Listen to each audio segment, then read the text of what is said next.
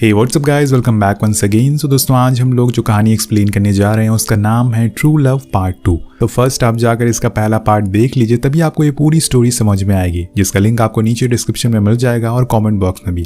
कहानी शुरू होती है उसी सवाल से, आखिर अजीज ठीक हो के तो आ गया अपने गाँव, लेकिन उसने अपने 7 साल कहाँ गुजारे थे और आखिर वो ठीक कैसे हुआ। जैसे कि हम जानते हैं, माहिर ने अजीज को शहर भेज दिया था। वहां पहुंचने पर उसके लिए वो जगह एकदम अलग सी थी। उसने पहली बार ट्रेन में सफर किया था, पहली बार खुद की आंखों के सामने उसने समुंदर देखा था। वहीं दूसरी ओर माहिर की पत्नी उसे अपने साथ अपने मोहल्ले में ले जाती है, जहां पे लोग अजीज को देखकर कुछ अच्छा बर्ताव नहीं कर रहे थे, लेकिन उसे तो यही लगता है कि शायद ये लोग उसे पसंद नहीं करते। पर इन सब बातों से परे वो दोनों की हंसी खुशी जगह पर रहने लगते हैं। लेकिन बार बार जोया को कुछ लोग बोलते थे कि तुम उसके लायक नहीं हो, और वो उनकी बातों को नजरअंदाज कर देती है। अब इन सब वजहों से उसने अपने गांव को छोड़ा था और यहाँ के भी ये लोग उसे सब परेशान करने में लगे हुए हैं। लेकिन माहिर के दोस्त को बस यही फिक्र रहती है कि आखिर वो कब तक ऐसे ही रहेगा। अगर वो कुछ कमाएगा नहीं तो उसकी शादी भी मुश्किल में पड़ सकती है। लेकिन अजीज इन सब बातों से अनजान समुंदर के किनारे घंटों घंटों तक खड़ा रहता है। पर जब वो घर आता है तो यही सेम चीज जोया भी उससे कहती है कि हम लोग कब तक दूसरों के पैसों से घर चलाएंगे, हमें खुद का कुछ करना होगा। अब समय बीत जाता है और एक दिन माहिर वहां आता है और उसे देखकर सभी दोस्त बहुत खुश होते हैं, खासकर उसका दोस्त सलीम जो उसके साथ बचपन से मौजूद था। अब यहाँ सलीम का एक थिएटर था जिसे वो बरसों से चला रहा है। माहिर उन सभी को बताता है कि अजीज दिल का बहुत अच्छा है, लेकिन गरीबी की वजह से उसका कभी इलाज नहीं हो पाया, इसलिए वो आज तक ऐसा ही है। लेकिन किसी चमत्कार की तरह उसने बोलना और लिखना सीखा। मैं ऊपर वाले से दुआ करूंगा कि वो जल्दी से चलना और दौड़ना भी सीख जाए। अब एक दिन सभी लोग बैठकर खाना खा रहे होते हैं, तब उसी दौरान अजीज को थिएटर के बारे में बहुत कुछ जानने को मिलता है, क्योंकि सलीम अमिताभ बच्चन का बहुत बड़ा फैन है और उसे एक दिन जरूर मिलना चाहेगा, यही उसकी विश है। यहाँ माहिर ने अजीज को बताया कि अगर तुम्हारी वाइफ काम करती रहेगी तो उसमें कोई बुराई नहीं है, क्योंकि वो नहीं चाहता कि उसकी वाइफ जोया काम करती रहे। माहिर उसे समझाता है कि दुनिया की सारी औरतों को काम करना चाहिए ताकि वो किसी और के भरोसे ना बैठी रहे। अब ये बात अजीज को समझ आ जाती है, इसलिए उस दिन के बाद जोया को कुछ नहीं कहता है।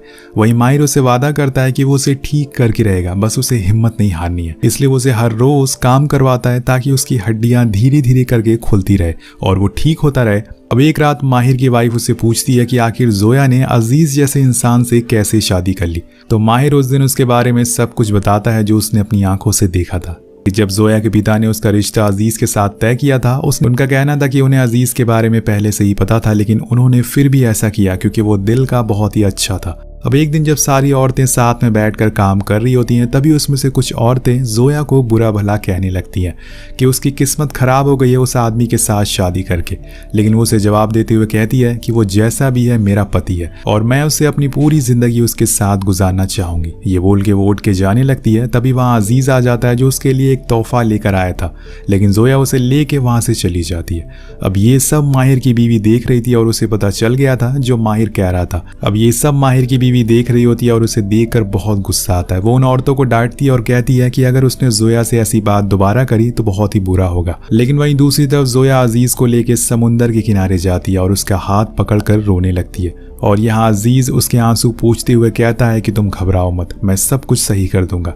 जोया जानती है कि ये उसका बुरा वक्त है और ये भी गुजर जाएगा। अब एक दिन अजीज सलीम के थिएटर में जाता है, जिसे देखकर वो हक्का बक्का रह जाता है। ये ऐसी भी कोई चीज दुनिया में मौजूद है, लेकिन जब पर्दे पर फिल्म चलती है तो वो डर के मारे गिर जाता है। जब सलीम उसे सिखाता है कि असल में फिल्मों से डरा नहीं जाता बल्कि उसका आनंद लिया जाता है, उसे अपनी साइड वाली चेयर पर बैठाकर पूरी फिल्म दिखाता है। लेकिन जब वो वापस घर के लिए निकलता है तो कुछ बच्चे उसे परेशान करने लगते हैं और उसे ये बात अच्छे से पता थी कि उसे ही उन बच्चों से दोस्ती करनी पड़ेगी, इसलिए वो उन्हें कैंडीज भी देता है, लेकिन वो फिर भी उसे परेशान करते रहते हैं। तभी वहाँ जोया आ जाती है जो उसे घर में ले जाती है।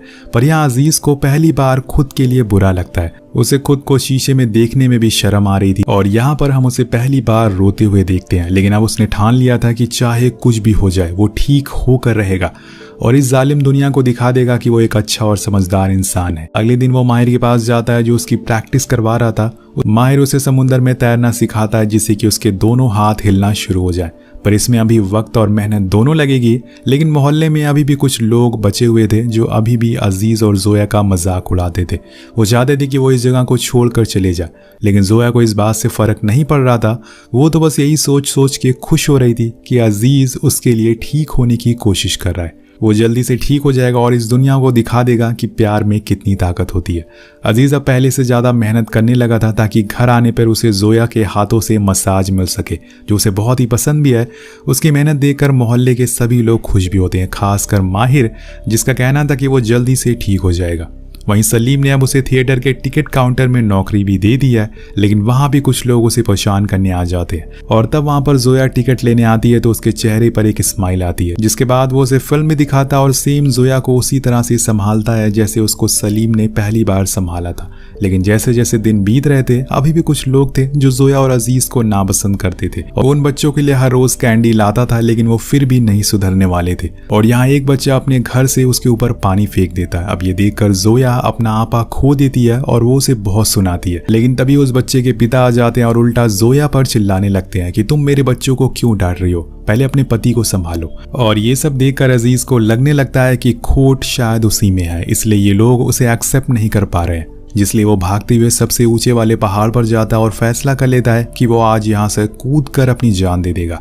लेकिन यहाँ एक बार फिर से माहिर उसके लिए फरिश्ता बनकर आता है और उसे हौसला देता है कि सब कुछ ठीक हो जाएगा। लेकिन यहाँ अजीज सच्चाई जानता है। वो बहुत गुस्से में बोलता है कि ऐसा कभी नहीं होगा क्योंकि मैं एक अपाहिज हूँ और कभी भी ठीक नहीं हो पाऊंगा। तो माहिर उससे कहता है कि अपाहिज तुम नहीं हो बल्कि ये दुनिया वाले हैं जो तुम्हें परेशान करते हैं, जो तुम्हें समझ नहीं पा रहे हैं। तुम मेरे साथ चलो, मैं उन बच्चों को समझाऊंगा। दुनिया क्या सोचती है ये सोचना छोड़ दो। और उस दिन के बाद से अजीज और मेहनत करने लगता है। उसे जल्द से जल्द ठीक होना था, लेकिन उससे पहले माहिर उसे एक तोहफा देता है। वो उसकी एक बार फिर से जोया से शादी करवाकर, लेकिन इस बारी पूरे धूमधाम से, जिसके बाद उसके अंदर और जुनून आ जाता है खुद को ठीक करने का। अब एक दिन माहिर आकर उसे बताता है कि जोया की तबीयत खराब हो गई है, इसलिए हम लोगों को उसे डॉक्टर के पास ले जाना पड़ा। अब ये सुनकर वो रोने लगता है, लेकिन तभी माहिर उसे सच बताता है कि जोया माँ बनने वाली है, जिसे अजीज के चेहरे पर मुस्कान आ जाती है और वो बहुत ही खुश था। भागते हुए समुद्र के किनारे जाता और ऊपर देखकर तेज तेज चिल्लाने लगता है, लेकिन इस बारी वो ऊपर वाले से शिकायत नहीं बल्कि उनका शुक्रिया कर रहा था। अब इसी खुशी को सेलिब्रेट करने के लिए माहिर और उसके दोस्तों ने अजीज को वेकेशन पे ले जाने का प्लान बनाया था, जहाँ जाकर वो सभी लोग खूब मस्ती करते हैं। अब वापस आने के बाद वो पिछली बारी से और ज्यादा मेहनत करता है ताकि जब उसका बच्चा उसे देखे तो वो पूरी तरह से ठीक हो।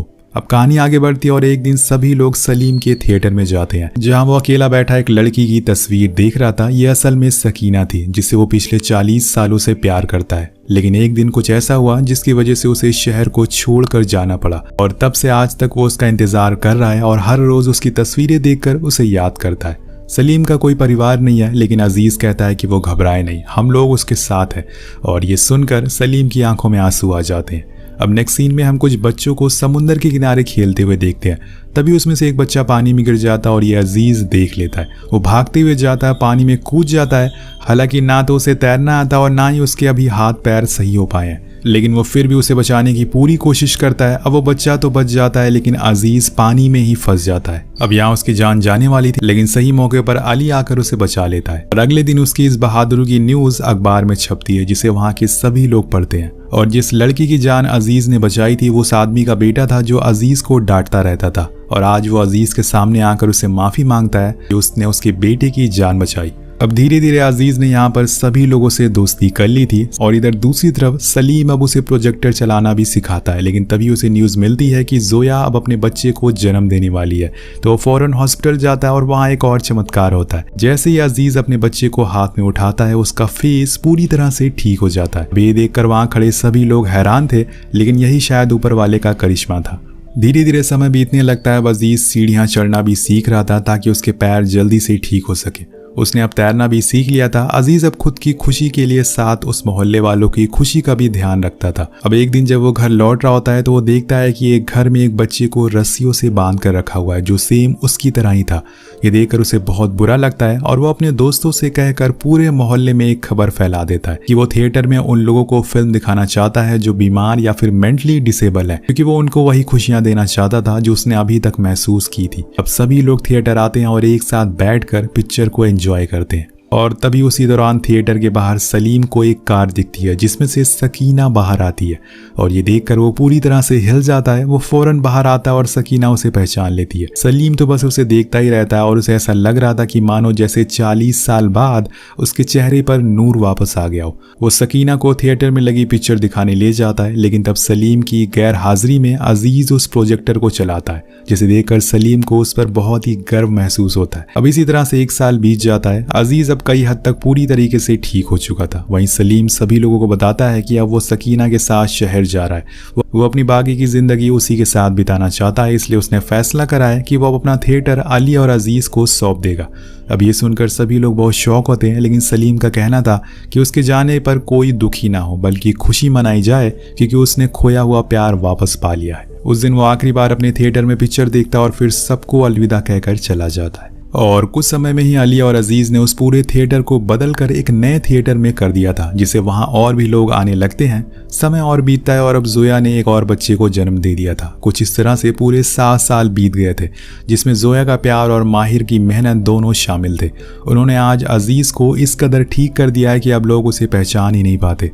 वो अपने गांव आ गया है अपने पूरे परिवार के साथ, लेकिन उसका कहना था कि उसके परिवार वाले अब शहर चले क्योंकि इस गांव को कोई जानता नहीं है और ना ही उन्होंने बाहर की दुनिया देखी है। लेकिन उसके माँ बाप कहते हैं कि उन्हें यही रहना है, पर वो अपने भाइयों को कुछ गांव वालों को ले जा सकता है। ये सुनकर वो बहुत खुश होता है और फिर बस से सभी लोग शहर पहुंचते हैं, जहां पे अजीज उनको सबसे मिलवाता है। और इसी मुलाकात में अजीज के भतीजे मुस्तफा ने माहिर की बेटी बैरन को देखा और यहाँ उन दोनों में पहली नजर वाला प्यार हो जाता है। अब दोनों एक दूसरे को देखकर मुस्कुराते रहते हैं।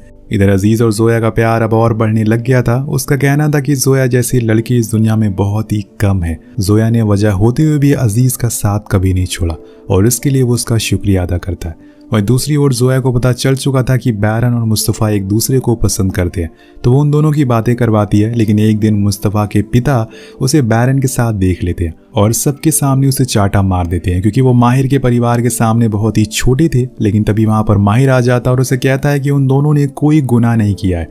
ये अच्छी बात है कि मुस्तफ़ा बैरन से प्यार करता है और ये देखकर हमें पता चलता है कि माहिर दिल का कितना अच्छा है। वेल, कहानी आगे बढ़ती है और एक दिन माहिर अपनी पत्नी के साथ शहर से वापस आ रहा था। वो खुशी खुशी उसे कहता है कि मैं चाहता हूँ कि बैरन की शादी मुस्तफ़ा से हो, लेकिन उसके नसीब में कुछ और लिखा था, क्योंकि तभी सामने से एक ट्रक आती है जिससे कि उसकी कार की टक्कर हो जाती है, जिसमें दोनों को बहुत ही गहरी चोट आती है। पर उसकी पत्नी को ज्यादा चोटें नहीं आती। लेकिन वहीं डॉक्टर बताते हैं कि माहिर का पूरा शरीर पैरालाइज हो चुका है। वो अब कभी भी उठ नहीं पाएगा, वो कभी भी अपने बेड से उठ नहीं पाएगा। और ये खबर जब अजीज को पता चलती है तो उसके पैरों के नीचे से जमीन खिसक जाती है। ये खबर सभी को उदास कर देती है। अब एक दिन अजीज के माता पिता माहिर से मिलने हॉस्पिटल आते हैं। उनका कहना था कि वो उनके साथ गांव चले, लेकिन अजीज ऐसा करने से मना करता है, क्योंकि अब उसका ख्याल वो खुद रखेगा, सेम उसी तरह से जैसे माहिर ने उसे इतने सालों से संभाला था। मगर माहिर नहीं चाहता कि अजीज या फिर कोई और भी उसका ख्याल रखे, क्योंकि वो किसी पर बोझ नहीं बनना चाहता था। लेकिन अजीज अपने गुरु को ऐसी हालत में छोड़ कैसे सकता है। वो अपनी पूरी जान लगा देता है उनकी सेवा करने में। अब समय चल रहा है 1972 का। अजीज अब बिल्कुल ठीक हो गया है,